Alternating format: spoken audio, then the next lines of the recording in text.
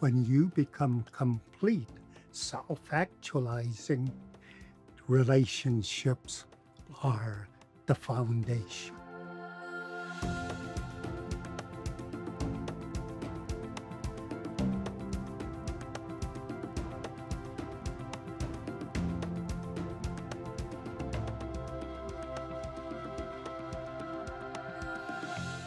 Hello, and welcome to Transcending Boundaries. I'm Rita Roy. I remember the first time that I read Dr. Leroy Little Bear's work. It wasn't just the ideas that stayed with me, but it was the space between the words. There was clarity, there was also humility, and a sense that knowledge wasn't something to possess, but something to honor, to carry with care. The one that truly stayed with me was his essay, Jagged World Views Colliding.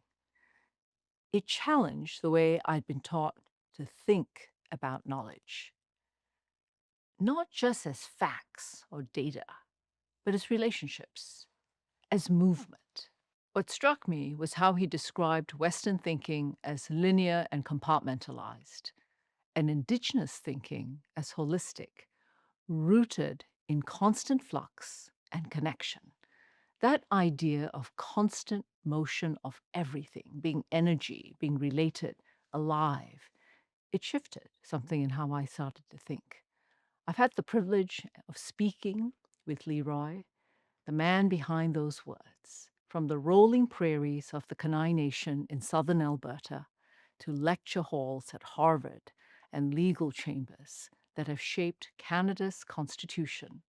Dr. Leroy Little Bear has lived a life that crosses boundaries, but never forgets where it began. He started as a young boy, steeped in Blackfoot knowledge and stories, and then he walked into institutions that often misunderstood the very foundations of his worldview. Rather than conforming, he chose to challenge gently, persistently, powerfully. Today, we explore the values that have guided his leadership, the worldviews that continue to shape his work, and what it means to live in right relationship with the land, with learning, and with one another. It is an honor to welcome Dr. Leroy Little Bear to Transcending Boundaries. Leroy, it's wonderful to have you on Transcending Boundaries. Thank you for doing this. And you know, this is a program to learn about leaders, extraordinary people like yourselves, but really to find out who you are. So, Leroy, who are you? Nistuan na kauk, ikaskiniwa, inaksiks, kaenau, ksaukitapio, and I know tsitapi. I introduced myself in our Blackfoot tradition. My Blackfoot name is Ikaskini, which translates to low horn, named after the buffalo. Mm. And I'm of the Small Robes clan, Inuksiks. And we belong to the bigger unit, the tribe, Gainau, sometimes referred to as the Blood tribe. Mm-hmm. And we belong to the people of the plains. We call it today the Blackfoot Confederacy. I would like to do you the honor, Rita, of singing you the song of my Small Ropes clan. They sing these songs when they're moving camp or when they're going to have a big summer camp, when they're approaching the main camping place. They sing the songs so that they know Inuksiks, the Small Robes, are here, have arrived.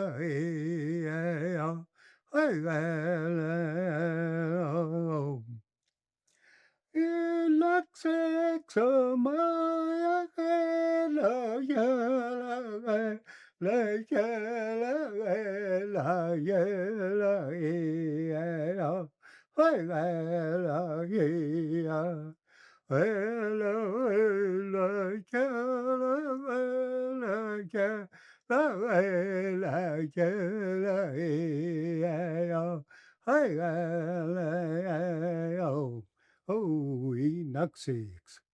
That's who I am. Wow, that's quite an introduction. It's beautiful, beautiful. Tell me about growing up. You hail from a place called Kanai. What was it like growing up, and what were your mum and dad like? Yeah. Well, when I think about it and then I think way back, of course, my first memories are about mom and dad. Mhm. And I guess the sounds that I grew up around were our Blackfoot language. And that's what I grew up with. But as I grew up a little bit older, my dad, you know, was working for a non-indigenous farmer. Mhm. And whenever the farmer came, they were talking a different language. In his case, of course, English, but I didn't understand that. I just knew Mhm. something was different. And but at home, when I was singing our song Enuxics, among the Blackfoot and among Gana, our tribe, our clan was well known for their singing. Mhm. And so when I was growing up, I used to hear my dad singing all the time, my mom singing all the time, and of course, my siblings and so on. All I heard was Blackfoot songs. So that's what in the soundscape world, Mhm. that's what I grew up with.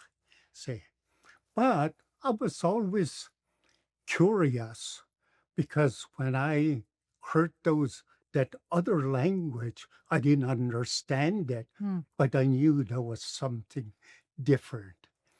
And it turns out that, hey, that curiosity, finding out what's that all about, you know, Mhm. that's what, you know, I was always interested trying to find out. I'm trying to learn. And if we want to call it, what is it, what is it like to try and cross a boundary? Mhm. Yeah. That's remarkable. And then, I mean, it sounds like music, or different sounds, but there must have been lots of stories as well. And stories about the culture, stories about tradition, about history. Would you share some of those stories from that time growing up? Thanks for asking that. As we had one elderly grandma, and I had lots of these grandmas, and she would she would tell us these old time stories, and, at night she would start telling when it's time to go to bed and so on. She would Mhm. gather us, and sometimes, and most of the time, I should say, we'd fall asleep while she was telling the stories. And one of our favorite stories revolves around we have these big boulders and so on out on the plains. Supposedly, the scientists tell us that after during the last ice age, that the ice was just like a big plow and so on. And it rolled these big stones and so on. But we have a story about the stone, and the stone was our trickster figure, Napi, was wandering along one day, and it was really hot, but Napi had a buffalo robe, and he had a dog with him, and because it was getting so hot, he happened to stop by the big rock, and he told the big rock, "Hey, I'm going to give you this robe and you can use it when it's going to rain and it's too hot for me." So he went on, and then lo and behold, a thunderstorm comes, and he tells his pet dog, "Go back and get my robe." So what he had given away, now he wanted to take back. And the rock said, "No, he gave it to me. It's not mine now." But Napi the trickster said, "All right, I'm going to go back and get it." So he went back and grabbed the rope, and then the rock started to chase him all over the place and so on until the rock, I guess, got tired, couldn't go anywhere.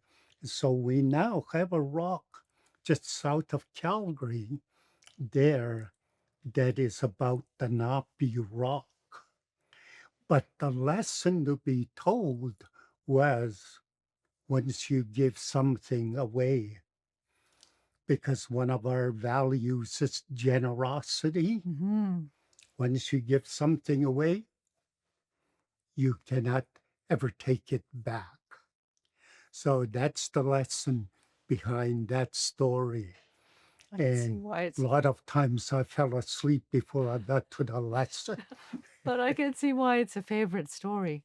And so this Blackfoot worldview, the value system and the worldview must have pervaded everything, everything, your childhood, growing up, going to school, perhaps even your decision to go to law school. What was that journey? Leaving home and going on for your education. What was it like? And what was it like entering an environment where there were other worldviews? Yes. I, you know, I went to school at a late age. Hmm. Okay. I was a month short of 10 years old before I ever went to school. Okay. During that time when other kids had already gone to school, I used to hang around our grandparents and so on. And we have a tradition where it was you can call it's our iPhones. Uh-huh. People would come and visit, Yeah. and they would exchange information, tell stories, what news they've heard, and so on. And my grandpa place, lots of time there would be 5, 6, 7 wagons around the place that were all visiting. And I would hear them talk about residential school. Mm, mm. It was an issue for them because now when you think back, government was taking kids and forcing them into school. But I didn't really understand what that was all about, but I heard them talking until much later. I was a teenager when I was at the back of a hay rack. We were haying during the summer. I was at the back of the hay rack, and my uncle and another elder were on the hay rack with me. And the issue about residential school came up. Mm, And what I distinctly remember was they said the black robes, those people that are running the residential school, their whole way of looking, their beliefs and so on, their religion mm, is a social control mechanism. mhm, That's what they said. But still, I didn't quite fully understood that. But when I started experiencing it, mhm. being prohibited to speak English and so on, I it, Understood. oh, that's what those my uncle and that elder were talking about. And once I realized that, I said to myself, I'm just going to play the game, knowing what's all behind that. I'm just going to play the game. I'm not going to fully forget our language and so on. I'm going to just play the game. So I stayed in school playing the game and so on, and allowing that attempt to change cultures Mhm, kind of play itself. And one of the things that my uncle told me a little bit later that fell right in place was he said,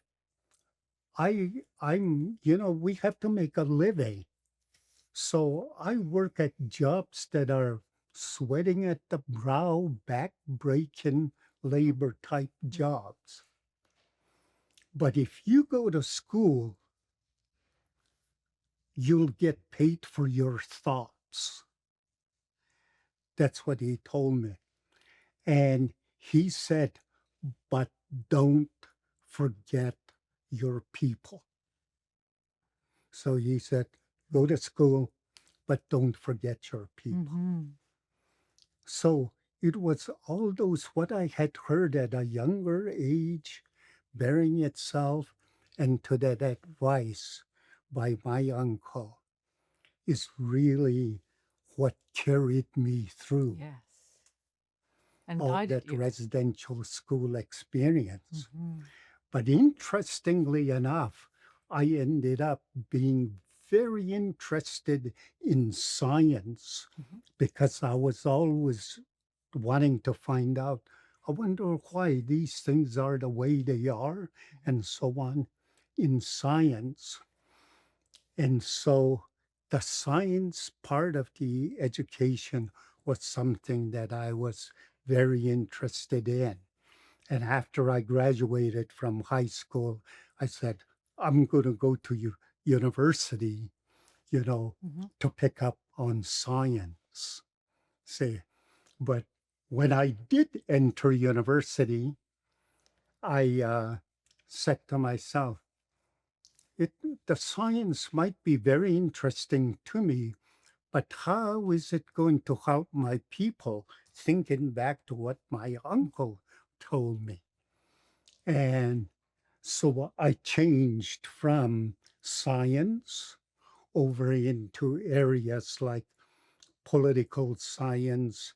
And in the end, I took up law Mm, as a way that I thought would help our people by understanding the law. See, but science was always at the back of my mind.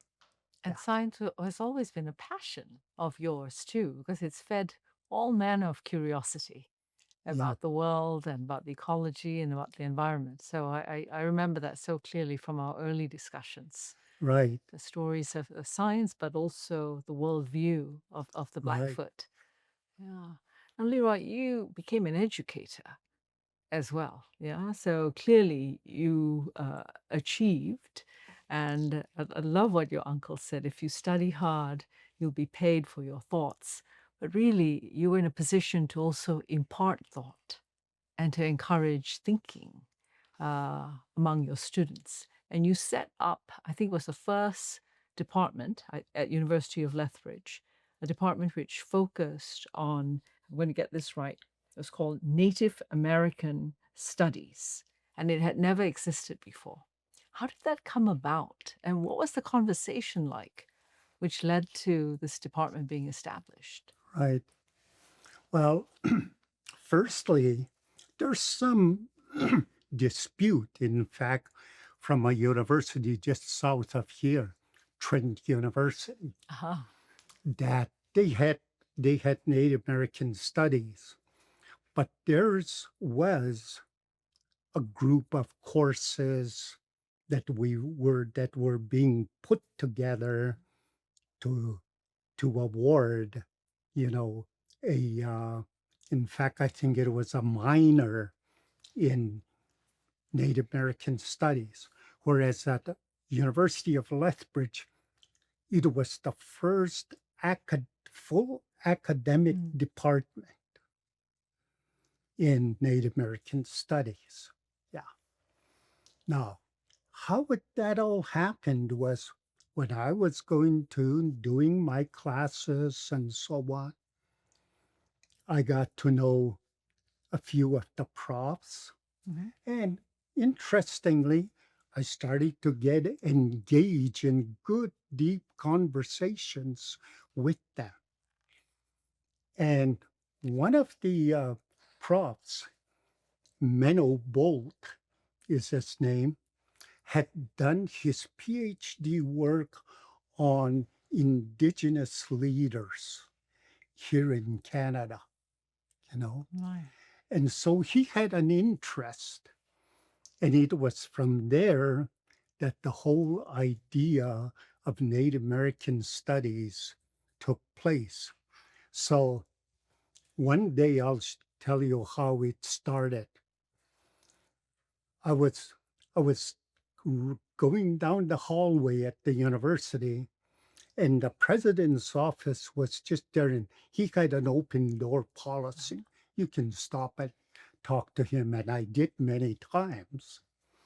And one day I was trying to make it over to the class. I was a little bit behind time, and he calls me in. He was sitting there and he saw me coming down, and he told me, to make a long story short, he says, "I would like to invite you to my house for dinner tomorrow night. So come at 6 o'clock. You know, and me being a poor student, hey, any free meal will I'll be do." there.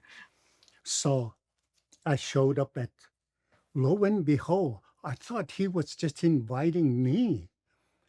When he, when I got to the house, I saw a whole bunch of other professors there and so on. Oh, geez, I felt a little bit out of place. But in spite of that, when all was done, he says, the president says, "Hey, we've got a large indigenous community surrounding us, you know, mainly the Blackfoot Confederacy Mhm. surrounding us. What can we do with them educationally?" He was asking me in front of all these other profs and so on. And I told him, "Oh, I'm just a student, maybe you should go and ask them, you know." Wow, it turns out we ended up getting a summer job to go and Go ask and the ask. people. And before too long, we had a big conference with elders and adults, another conference with students, college, high school students, and so on. And it was from those conferences that the idea Mm. about a Native American study, you know, not second to anything else at the university, we were a full-fledged academic department. So in July 1st, 1975, Oh, we opened our doors, and that following September started offering fully accredited courses since then. So it's been over 50 years my goodness. that Native American Studies, the name has changed to Indigenous Studies, that it's been in place since 1975. That is remarkable how one question led to a series of conversations and Yeah, consultations. And now an incredible institution, but also incredible department which sets the standard right, for everything else. And an equal footing with any other department. That must have been a complete breakthrough right. at that time.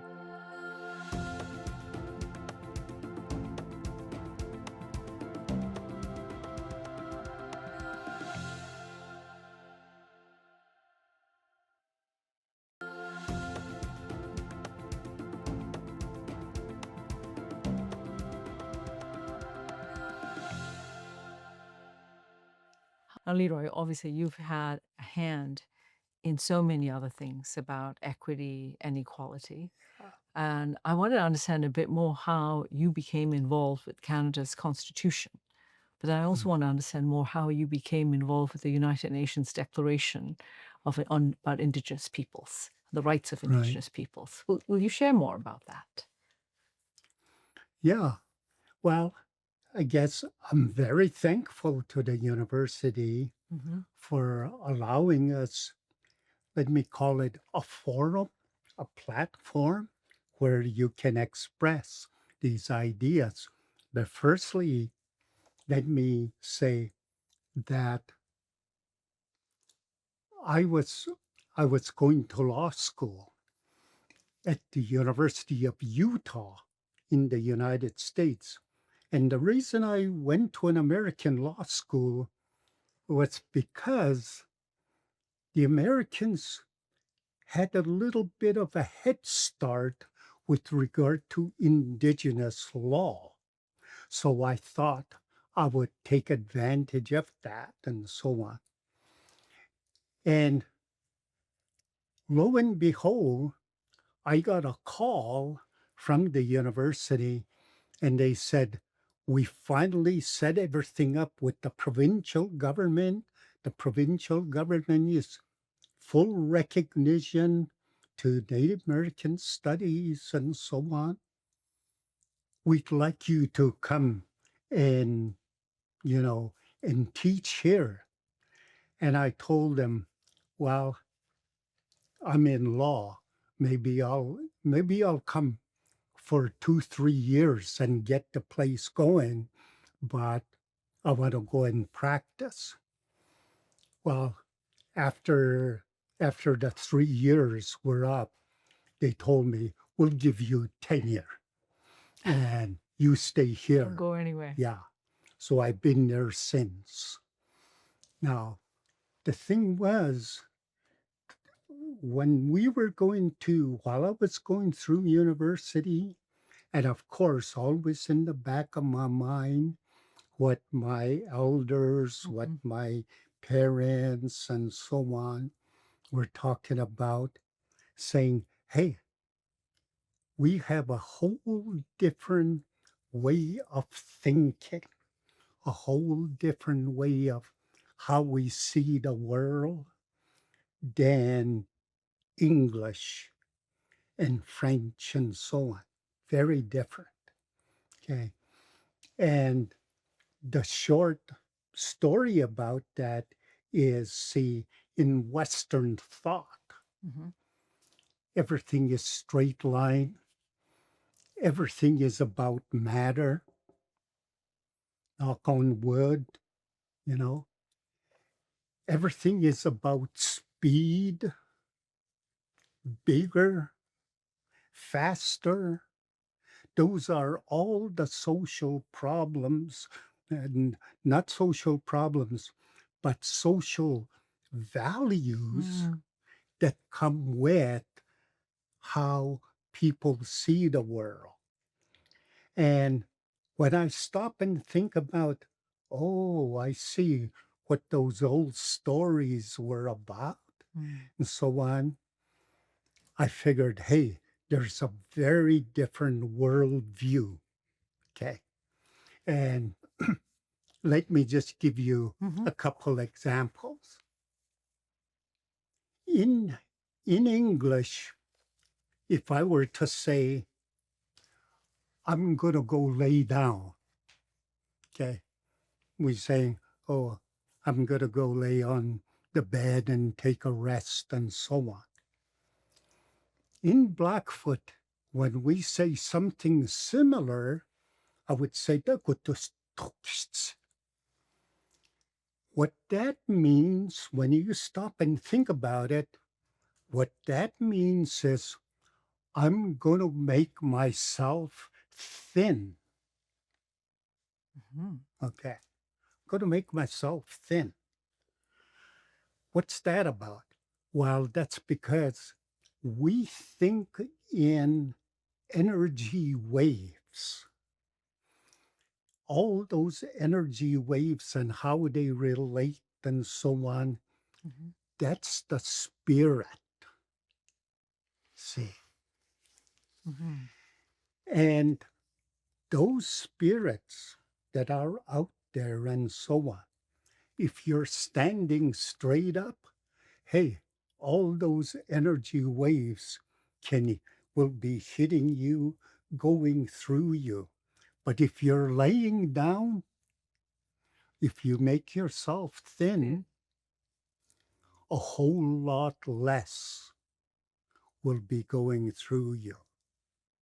In other words, you'll get true rest. Mhm.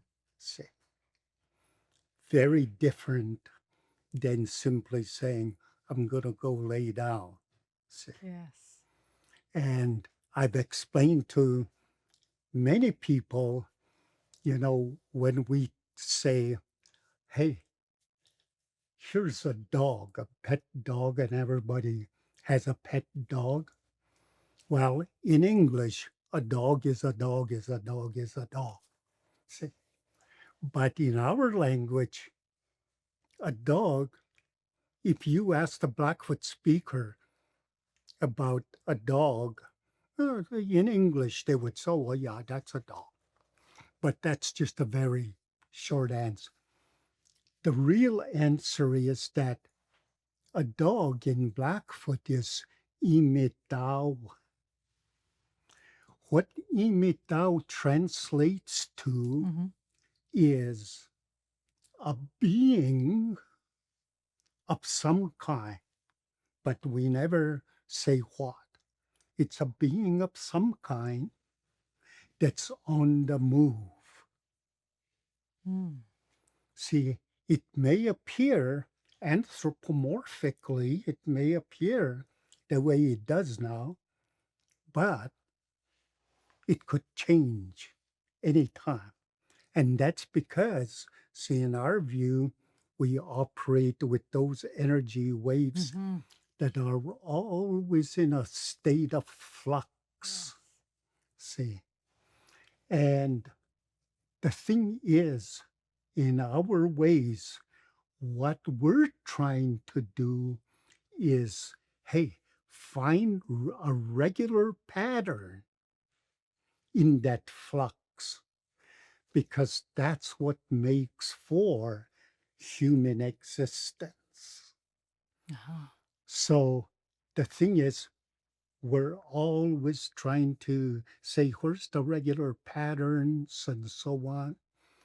And if you fool around with that spectrum of Mhm. patterns that make for humans, hey, we won't last too long.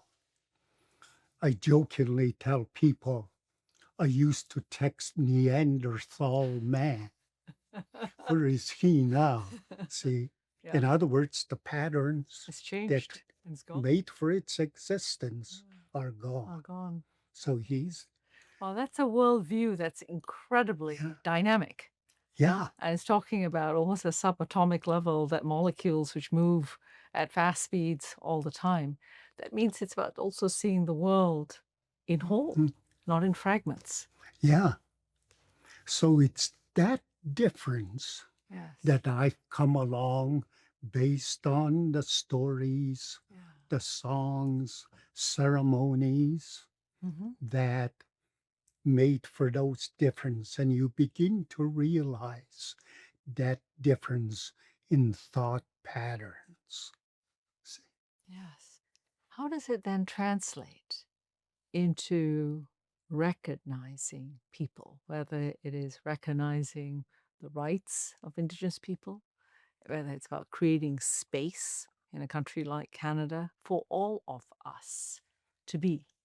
And what does it mean in terms of how we live?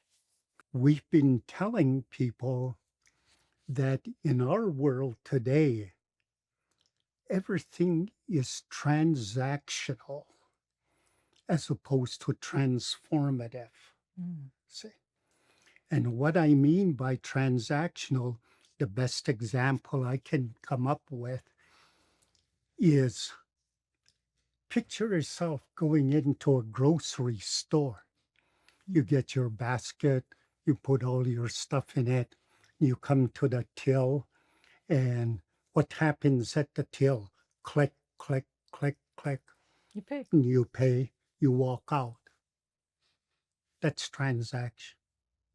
No human, no relational thing in that involved. See, very different from a transformative approach where, for instance, if you had a CEO that has a lot of authority and so on, and says to himself, I'm going to work with my workers, my employees.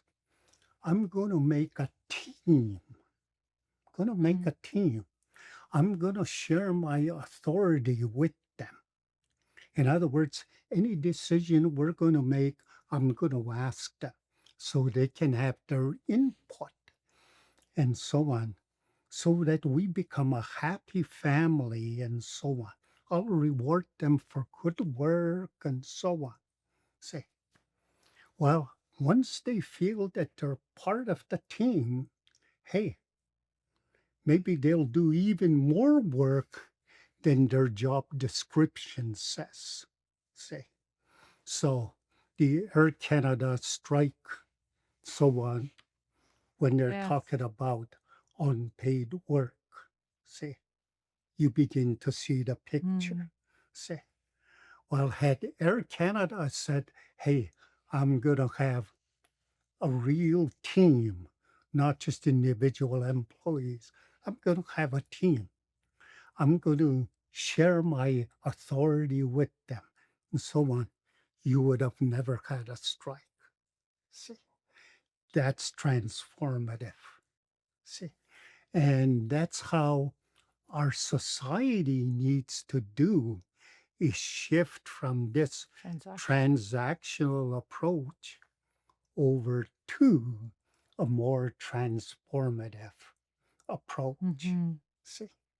And of course, transformative approaches are all about the relational networks. Yeah, that's powerful. That's powerful stuff. Leroy, you've been very involved in the return of the buffalo to the land. And certainly the buffalo represents many things ecologically, but also culturally. Will you tell us about the story? I think you and your partner have been very involved in the return of the species to the homeland. I'll be very happy to talk about the buffalo. We refer to the buffalo as a keystone species. Hmm. Now, when you stop and say, what does keystone mean? Keystone means a, uh, a fixture Hmm. that holds everything else up. See, everything rests on it. That's a keystone. Well, that's what the buffalo is. See, let me briefly tell you how our relationship started with the buffalo. The buffalo was a water being in our stories. It's a water being.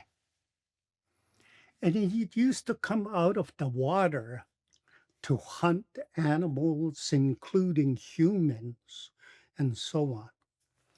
Well, to make a long story short, one day the humans asked the buffalo, let's talk about who you hunt. And how about if you don't hunt humans anymore? So on. Well, the buffalo said, okay, yeah, we can agree to that. But to make sure they agreed, the buffalo asked the humans, Hmm. give us half of your population and we'll give you half of ours. So that's why the buffalo came out of the water and roam on the land. The humans kind of they kind of wondered about it a little bit. And they said, geez, we don't want to give up our kids, our relatives, and so on. Well, we'll have to think about it for a while. But it turned out in the spring, they were crossing a big wide river. Being the spring, they were going across the ice, Hmm. and all of a sudden the ice gave way, and half of them went into the water. So, in other words, the exchange, the Took quid place. pro quo, took place. Nice. See, but we learned from the buffalo because it used to be a water being. Hmm. And as I tell people, the buffalo is part of the what they call the bovine Hmm. species of animals. Well, the bovine species has been around, first started about 20 to 25 million years ago. I'll stop and think about it.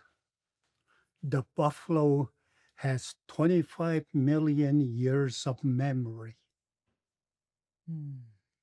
Humans, as we see each other, Mm. only about 250,000 Mm. years, not even a million years. We've only been around 250,000 years. We're brand new kids on the block. See, Mm.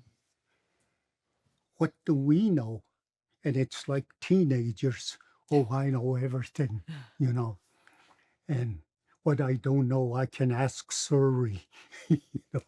See, but the thing is, we realize that Blackfoot culture realizes these animals, the buffalo, our relative, have long memory.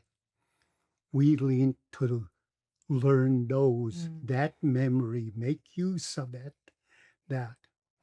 So the buffalo is special to us because our songs, our stories, and our ceremonies revolve around that buffalo. When it almost disappeared Mm. as a result of government policy, hey, we were losing our culture, Mhm. our language. So now we're trying to bring that back, bring the Mm. buffalo back so that we can continue to learn from them. They're like our elders. See? And that's why the Buffalo Treaty came to be. You Yes. know, Yeah. it was with those thoughts in mind that the Buffalo Treaty came to be. And eight, eight First Nations, four on the American side, four on the Canadian Mm. side, started and signed the Buffalo Treaty. Mm. Now we have 60 Wow. nations on both the states, on the Canadian side, and so on, that have signed the Buffalo Treaty to come back and start teaching those stories and so on that the buffalo taught us and so on. The songs, the language, that. That's what's important. That's what's keystone about the buffalo. It's powerful. So it speaks to not only just an ecological restoration, but also a cultural knowledge Yeah, and a life healing and right. restoration. That is powerful.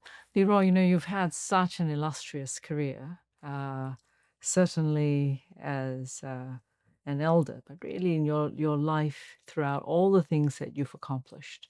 When you think about what's happening in the world today, as turbulent as it is, with Yeah, conflicts everywhere, with this treasure trove of a Blackfoot worldview about what it means to be in relationship, what it means to have the right relationship. What's a message we can share with others who also want to be on this path, who also want to be in relationship with other beings, each other, uh, to be able to understand that they have interpretive templates, but that's just what they are. That's just what they are. And we all, in many ways, also want to self actualize yeah, to become real humans. What's the message that we can share with other young people or just any citizen who's right. interested anywhere in the world? Well, when you look at it from a holistic view, think about a spider web Mm. and so on. Hmm. Everything is connected, which begins to say, hey, whatever you do or what somebody else does connects to you too. See, Hmm. because of all the connections. And so in my life, there were a large number of people that were connected to what I did and what I was able to do and so on. But I couldn't do it by myself. Mm. It was all these connections to others and that. Say, and if I can speak to uh, things like right relationships, let's say like my wife, Amethyst, Hmm. that that I worked with over a lifetime and so on. One night, one night, I had a dream. And in my dream, I was a bubble. I was a bubble, and Amethyst was a bubble. And our bubbles in my dream, I started to say, let me see if I can join the bubbles. And I did. And I said, but in my mind, it was though I was half awake. And I was saying, is this real? Is this real? Let me try it again. And I did. I tried it again and it happened. Same thing. Our bubbles came together Mm. and so on. And not long after that, I woke up and I was telling her about that and so on. Well, that, you know, that dream is symbolic of our connections and Mhm. how we work together and so on. It's to the point where I get up and she says, "Oh, I know what you're thinking." You know, she Mhm. reads my mind. And and so, but working relationships and so Mm. on, she's one of those people that help to make things happen. See? And so if you were to spread that among relatives, friends, connections that you have, and so on, yes, things will happen. See? Because everybody is all of one mind. Mm. See? When you're not of one mind, no, it's like a sour drop Mm. in the water. Say things usually don't happen, Yes. but it's that type of relationship and so on. And when I tell people, let me use my granddaughter as an example. Ever since she was a baby, used to carry her around, and at night time, I would walk outside with her and I tell her, "What kind of story do you want to hear?" And I tell her the stories and so on. Then, but as she was growing up, I was I started telling her, I said, "Remember, you can be the best in any field, Mm. sports, education, and so on. You can be the best. You could be the fastest runner and so on, best swimmer, etc. But if you don't know how to get along with people, you'll never make it. You can be the smartest. If you don't know how to get along with people, you'll never make it." Mm. So, in other words, it's that connection, it's that spider web connection. So, most of us in a transactional world Mm. don't have people skills. Mm. We don't have very good people skills. Say, in our transformative world, hey, we talk, we exchange, and so on. We tell we tell jokes, you know, we have lots of humor and so on. So we share that, even the thought parts of it, not just material stuff, but the thought aspects we share. Say, so it's people skill that will make things happen. Mm. Say, and that's part of the right relational approach. Say, people skills. And so when I talk about my wife Mm. as a partner and so on, hey, I wouldn't exist without her. Mm-hmm. So You being in the right relations with someone know? else, with her. Leroy, thank you. Thank you for imparting so much wisdom about how we think about the world, how we think about ourselves in this world, what it takes to be with others, to truly have relationships that transcend, Yeah, that are not transactional. And I'll be thinking about the buffalo and yeah, everything it symbolizes. Thank you. It's been such an honor talking yeah, to you. I'm so yeah, grateful. I'm so grateful. And thank you for beginning with song when you introduced yourself. yeah. Such an honor. Well, thanks very much for allowing me to share some thoughts with you Wonderful. and that. And it's my dream, for instance, it's these things that we're talking about Mhm. to pass on to Yes. younger generations, Yes. because that's what our elders tell us. We live for the youth. You know, we live for the youth. It's our responsibility to pass the information, the knowledge down to them. Mhm. See? So that's my dream. And hopefully, hey, the kind of things we've talked about. And I want to thank you very much for Mm. inviting me to share these thoughts with you, that these things will happen and continue to pass them down to the future generations. Well, we'll memorialize this and it will pass on. Thank you. Yeah, Thank you so much. yeah, From the sweeping plains of the Kenai Nation to the halls of Harvard to the courts that shape nations.